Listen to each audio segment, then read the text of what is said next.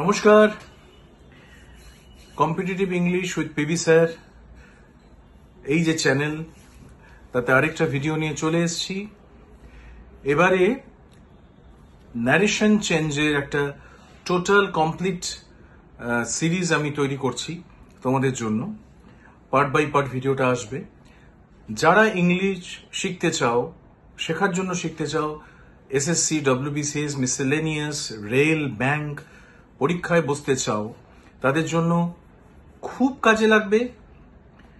এবং এই direct indirect speech বা ন্যারেশন চেঞ্জ একটা indispensable part of competitive examination. তোমাদের আসবেই পরীক্ষায়, কিন্তু মুশকিল হচ্ছে সব থেকে গ্রামারের কঠিন যে রুলসগুলো সেগুলো এর মধ্যে রয়েছে।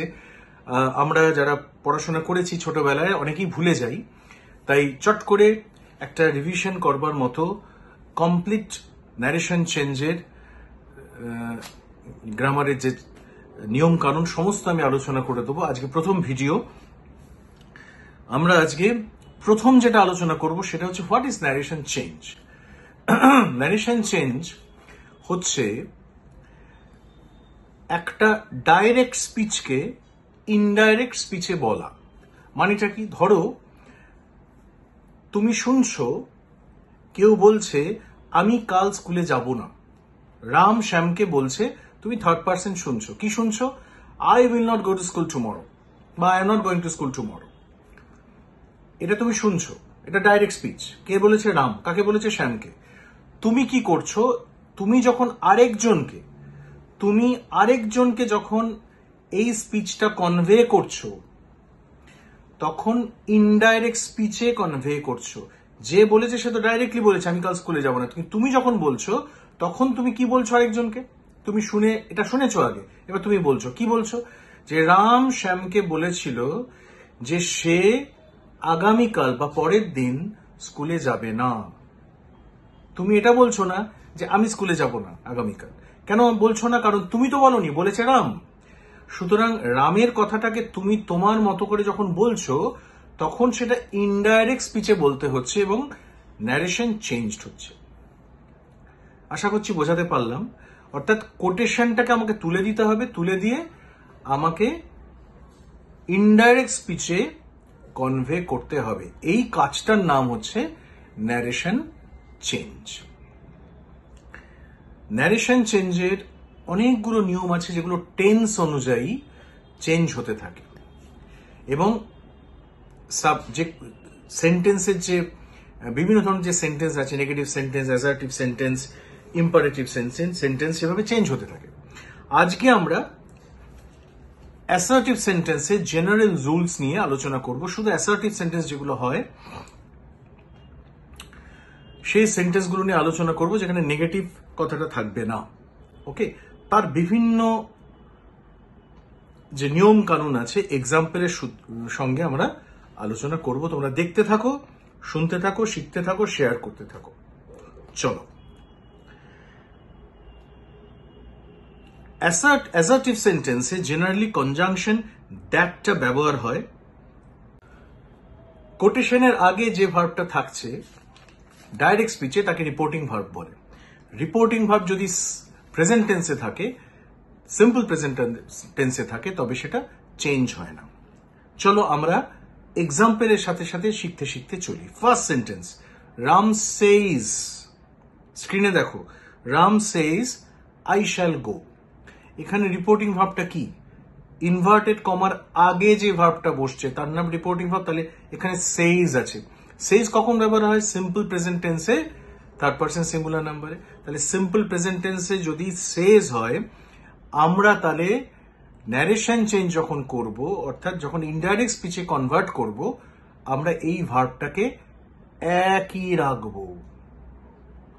অর্থাৎ যদি সিম্পল প্রেজেন্ট টেন্সে ভার্ব থাকে, রিপোর্টিং ভার্ব যদি সিম্পল প্রেজেন্ট টেন্সে থাকে, তাহলে ইনডাইরেক্ট স্পিচে সেই ভার্বটা চেঞ্জ হবে না।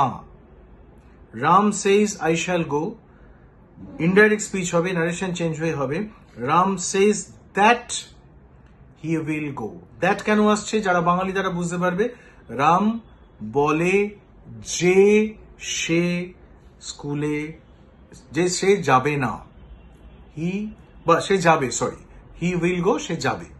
রাম বলে যে সে যাবে, এই যের জন্য দ্যাটটা এলো। Okay, next sentence, he has said I went. Inverted কমার মধ্যে যে ভার্বটা আছে সেটা পাস্ট, রিপোর্টিং ভার্ব হচ্ছে present, present perfect tense. He has said I went, has said কোন টেন্স? Present perfect tense. তাহলে এটা ইনডাইরেক্ট স্পিচে যখন কনভার্ট করব কি হবে? He has said that he went. Present perfect টেন্সে যখন রিপোর্টিং ভার্ব থাকবে তখন সেটাও অবিকৃত থাকবে, অর্থাৎ একই ভার্ব ন্যারেশন চেঞ্জে বসবে। হি হ্যাজ সেইড, দেখো ন্যারেশন চেঞ্জেও আছে he has said, I went আছে, দ্যাট হি ওয়েন্ট হবে। যেহেতু প্রেজেন্ট পারফেক্ট টেন্সে আছে, অর্থাৎ সিম্পল প্রেজেন্ট থাকলেও চেঞ্জ হবে না, প্রেজেন্ট পারফেক্ট টেন্সেও থাকলেও ভার্ব রিপোর্টিং স্পিচে চেঞ্জ হবে না। প্রথম ক্ষেত্রেও সেইজ ছিল, এক্ষেত্রেও পারফেক্ট টেন্সেও হ্যাজ সেইড হবে, এবং দ্যাট আসবে, হি ওয়েন্ট হবে, অবিকৃত থাকবে। ফিউচার টেন্সের ক্ষেত্রেও একই নিয়ম বলবৎ থাকবে, অর্থাৎ রিপোর্টিং ভার্ব চেঞ্জ হবে না। যেমন you will say I am ill, তাহলে you will say that you are ill. এখানে আই কথাটা ইনভার্টেড কমা আছে, আইটাকে তুমি, তাহলে তুমি যখন রিপোর্ট করবে বলবে যে তুমি, বলবে যে তুমি অসুস্থ। খেয়াল করে দেখো তিনটে ক্ষেত্রেই সেইজ, হ্যাজ সেইড এবং উইল সে চেঞ্জ হয়নি। অর্থাৎ